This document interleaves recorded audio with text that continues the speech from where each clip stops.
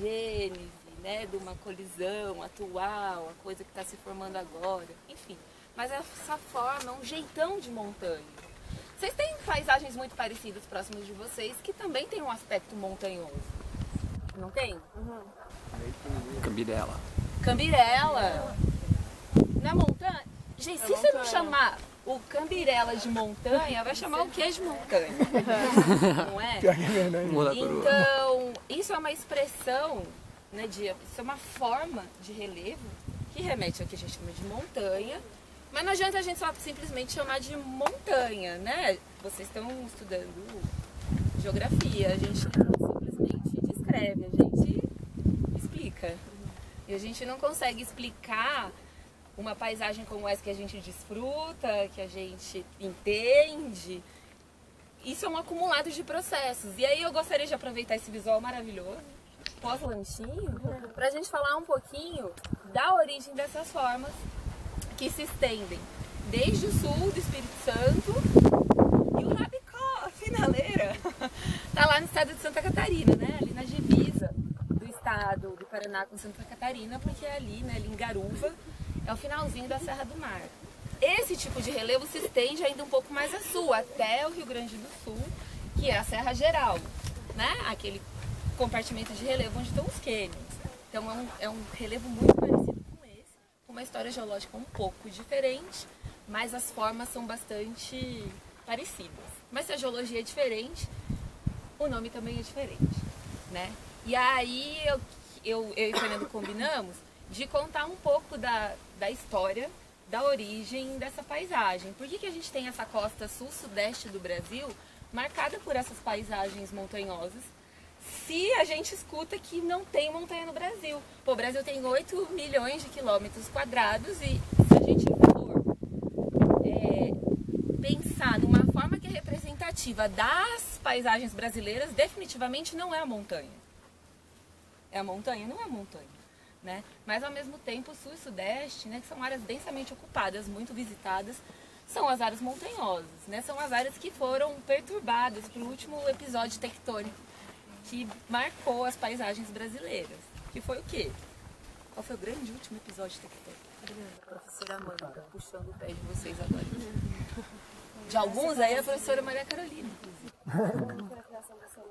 A abertura do Oceano Atlântico. Esse grande último episódio que perturbou o que veio a ser então essa costa sul e sudeste. Então a origem dessas montanhas, das montanhas no Rio de Janeiro, das montanhas que se estendem até Santa Catarina, tem origem então aí nessa abertura. Mas essa história, esse é o último grande episódio, não é o primeiro. Então a gente precisa voltar um pouco nessa história, porque existe um evento maior não, né? Tão grande quanto, mas que deixou marcas principalmente nos materiais que a gente encontra aqui, foi a grande colisão que veio a formar quem? A rainha da tectônica. Começa com P, pessoal. Começa com P. Pangeia. Começa com Pan, termina com Geia, né?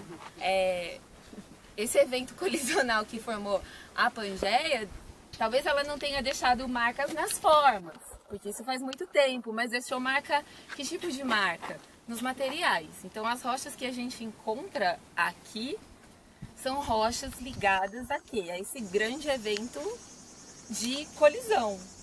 E uma colisão que lá na geologia vocês aprenderam, né? Limite convergente, pode ser crosta oceânica com crosta oceânica, oceânica com continental, continental com continental, mas às vezes o processo ele é complexo, ele começa de um jeito, ele começa como oceânico, oceânico, vira oceânico, continental e vira continental, continental. O que significa dizer que esse amontoado de materiais que se forma no meio, ele vai contar um pouco de toda essa história evolutiva. E esses materiais que a gente encontra aqui, né, essa trilha não é uma trilha que privilegia a gente ver afloramento rochoso.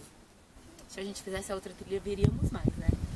Mas existe uma diversidade de tipos de rocha gigantesca aqui nesse nosso trajeto. A gente só não está enxergando, porque o clima é muito agressivo e aí ele destrói, né? Ele altera tudo e mascara essa diversidade litológica, mas uma maçaroca de rochas que existem aqui que contam toda essa história evolutiva. Então imaginem, tem aqueles arcos de ilhas que se formam, né, nas colisões do tipo oceânica, e aquilo tudo foi amassado, metamorfizado, com um assoalho, né, de plataforma continental, que se formam rochas sedimentares do tipo química, que também foram metamorfizadas, rochas magmáticas que foram metamorfizadas, tudo isso junto, nessa grande colagem que formou Pangeia, entre mais ou menos